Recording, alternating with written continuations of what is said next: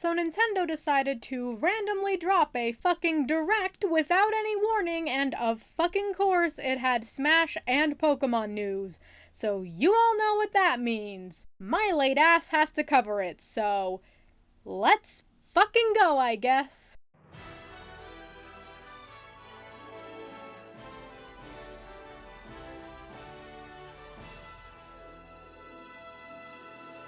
Hello everyone, this is BG Master 2, back for more bullshit. So for a while, there were a ton of people saying that there was going to be a Nintendo Direct on March 26th. Prior to this, the last major Direct that didn't focus on one specific game was the one all the way back in September where Banjo was shadow dropped into Smash. So suffice to say, people were pretty starved for content, and while I'm not sure what content was in the probably hundreds of leaks, I do know that, like I just said, many people were settling on the exact same day. However, Nintendo never announced the Direct ahead of time, like they do 99.99% of the time. So I, and probably many others, believed that the leaks were wrong and that there wasn't gonna be shit. That is, until, like I said in the intro, Nintendo just kinda chucked one at our skulls, on March 26th, without warning. Oh, but it's okay. It's a mini direct, they said. Yeah, a fucking mini direct that took almost half an hour. Mini my ass. There was some shit about Animal Crossing, which I own but haven't touched. Some shit for Borderlands and BioShock, Jesus Christ. But the things that I'm gonna talk about are the only things I really give enough of a shit to talk about. Smash and Pokemon. I don't know, maybe in the future I'll get off my ass and talk about everything. But if Nintendo doesn't care enough to call this an actual direct, then I don't care enough to talk about every little thing. So, Smash happened first, so let's talk about that first. Yes, as a surprise to fucking everyone, Nintendo decided that now would be the best time to announce the next DLC fighter. Except, not really. Instead, they gave us the game the character was from. And it's ARMS. We're getting an ARMS character. But why? That's kinda weird and also potentially suspicious, seeing as they had an announcement for ARMS right after, saying that they were going to give out a free demo, which is basically revealing that they're planning something with the game and they're trying to use Smash to bring attention to it so they can make more money from it, instead of just making an interesting, good quality game. Gee, I sure do love it when Nintendo decides to use Smash to promote their own bullshit instead of putting in franchise-defying, internet-breaking characters that have been requested up the ass for years.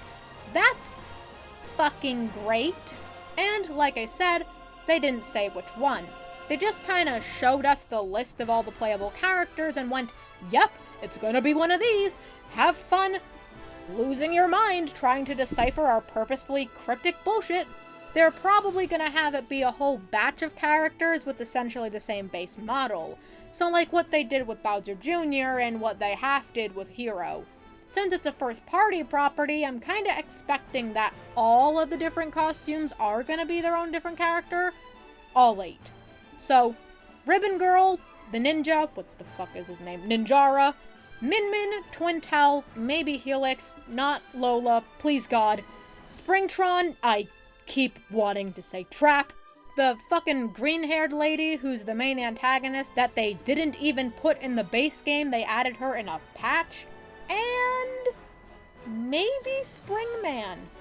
If he gets in, and some of the others I mentioned, this would mean that not only would spirits be able to be promoted, but also Mii costumes and assist trophies. And if that's the case, then there's literally nothing stopping them from making Sans an actual fighter. Though it may sound like I pissed, well, I kinda am. I'm actually kinda more on the fence. Well, this is still pretty shit. I'll give them this. First of all, their moveset would be pretty original. Second, they didn't save the first-party character for last this time. They dodged that bullet. For now. They said that they would fully announce and release this character in June, so basically around E3, which technically means that my prediction was right. or half right, or a quarter right. What the fuck ever, I'll take it. But that still leaves 5 other slots left, and potentially 1 other slot for what was supposed to be E3, so who the fuck is it? It's gonna be Rillaboom, isn't it? I said it in my last Smash video, if there's any character that is essentially guaranteed a spot, it's a Pokemon. And out of any Pokemon, it would be one from Gen 8. And out of those, it only makes sense, given pre-existing fighters from the franchise, that it be Rillaboom. At this point, it's not a matter of if, it is a matter of when. And if they don't want to piss people off like they did with Byleth, they're gonna have that when be as soon as possible. While I have expressed that he could be interesting and unique as a fighter, I know for a fact that I will not be excited for him. Unless he comes with remixes, or just the actual OST versions of Marnie's battle theme, the Gym Leader battle theme, Oleana's battle theme, and or the Battle Tower battle theme. But even then, I'd really only be excited for that. So what does this mean for the other characters I mentioned in the other video? Well, I think we are still guaranteed either Geno or Steve. And it might just turn out to be Geno given all the rumors with the 35th anniversary of the Mario franchise. Even though the Mario franchise technically started with Donkey Kong, which is actually a few months and a year short of 40 years, but whatever. But I do think Steve still might be possible too. Maybe he'll be one of the last 2 and be announced at E3. If Ribbon Girl gets in, Sans and Cuphead become possible, since she has a Mii costume like them. If Springman gets in, then Shovel Knight becomes possible, since they're both assist trophies. Also, if either of those 2 ARMS characters get in, that means anyone who's a spirit is possible as well.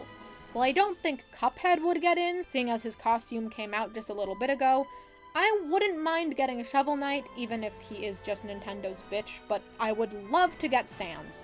Not counting Sans, but including Rillaboom, Steve, and Geno. Who left?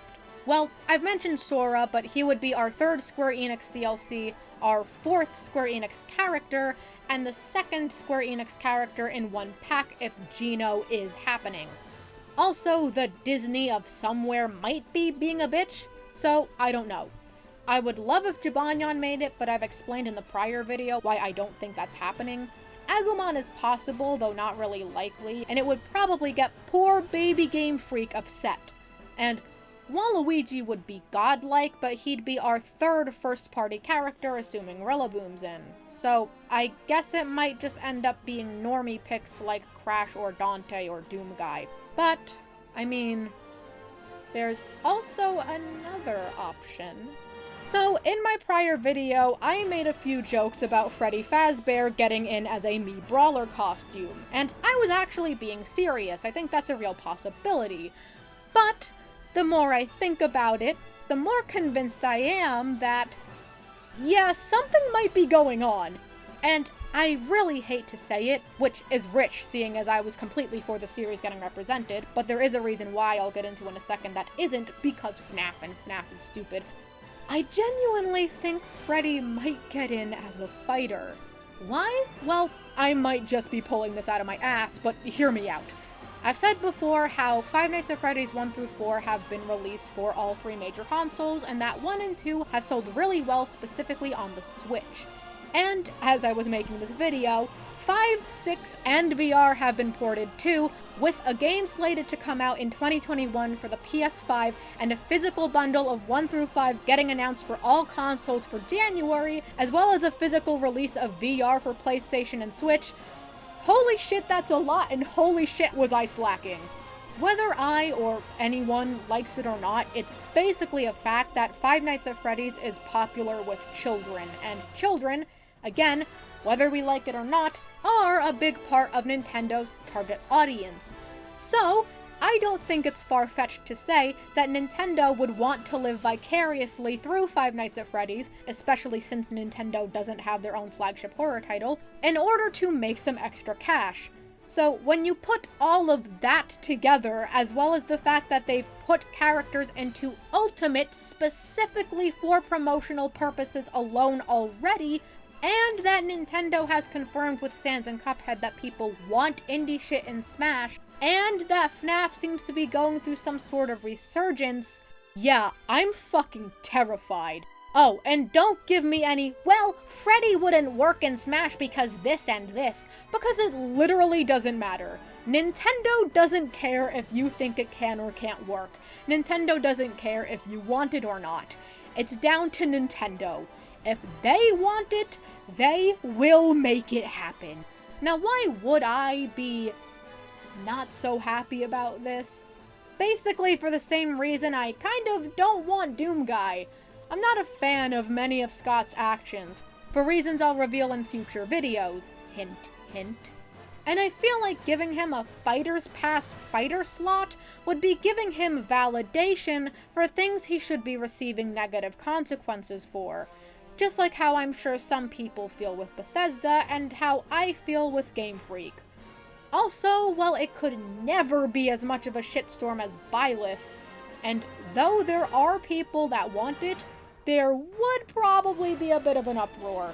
I mean, fuck, if I think Freddy getting a slot is too much, imagine how other people would react. So, while I don't exactly want it, I did want to mention it because I do legitimately believe it's possible. But enough about Smash. There's Xenoblade, cool, but it kinda looks like shit compared to the second game. Marvel, ew. Point is, it's a ton of shit that actually really doesn't matter. And just like that, it looks like it's the end. And then, Pokemon. Right at the end. They literally saved Pokemon for dead ass last. We thought we were done, and then they said, psych, Pokemon time! Pokemon news out of nowhere after literally months of fucking nothing. Thanks, Game Freak. Before we get into what we learned, real quick, I just wanted to bring something up regarding my last video and what I said about the Tundra's location, since it's technically relevant.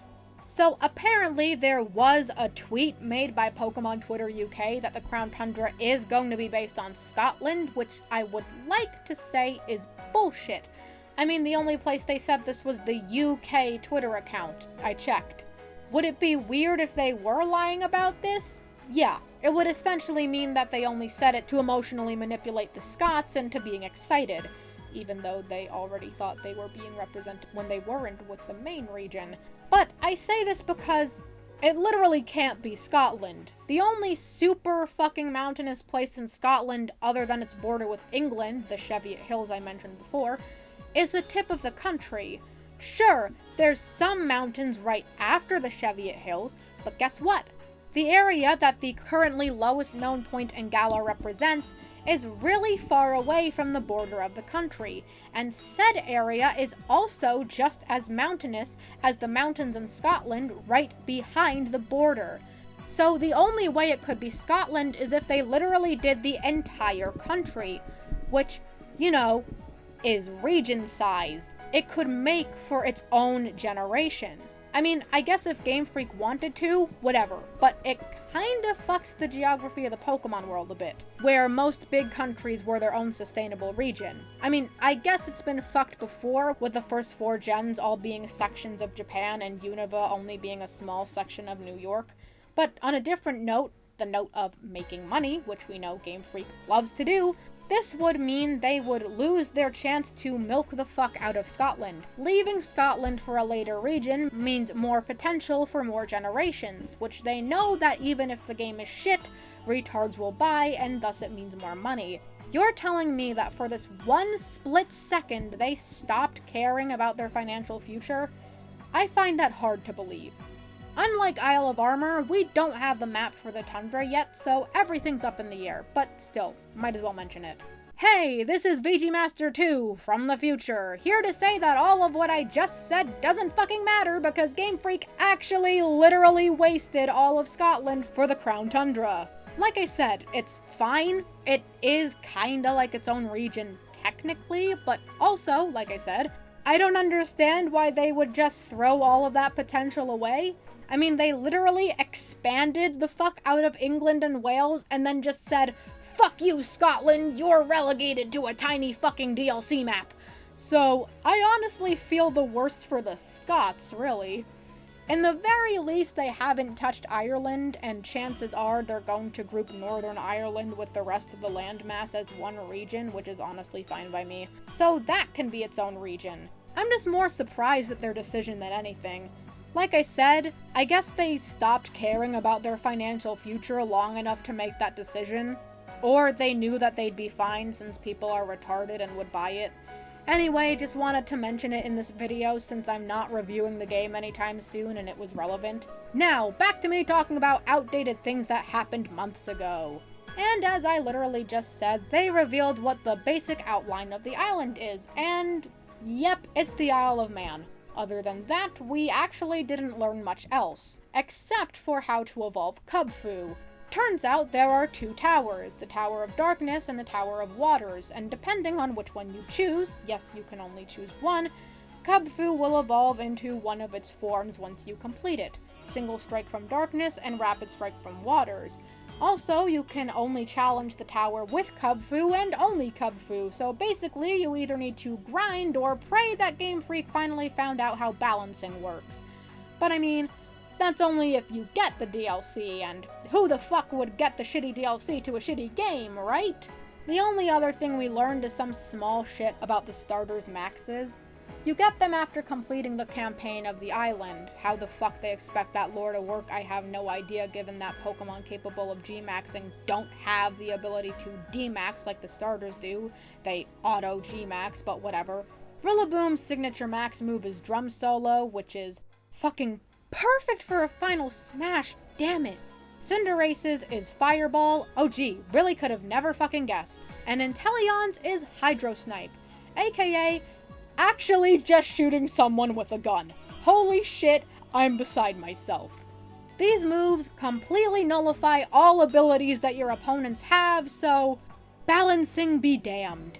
There's also more clothes, because if there's one thing this game needed more of, it's not actual fucking Pokemon, it's clothes. Yep, sure, sounds perfectly fine to me. And if you pre-order the expansion, why the fuck you do that I have no idea, then you get Leon's clothes. Wonderful. Thank you, Game Freak. How thoughtful of you.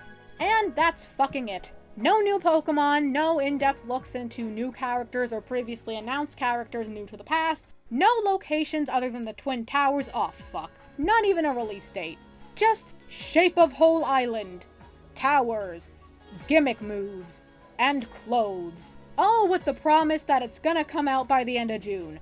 At least the Arms Cuck has an excuse to not fully reveal the release date. Fucking Christ, Game Freak. So that's all the things I care to talk about regarding the Direct. All in all, I wouldn't say it was completely abysmal. There were a ton of other things that weren't shit, but like I said, I really didn't care to talk about them in full. Right now, Smash and Pokemon are things that I already have a focus on my channel, so they're the ones I can form the most informed opinions on. Literally everything else would just be cool or cute or on the surface that kinda looks like shit. I've said it before, but I might go more in depth with major main directs in the future, but this isn't one, so that's not happening today. Anyway, that's it. I'm VG Master 2, and I hope to see you next time.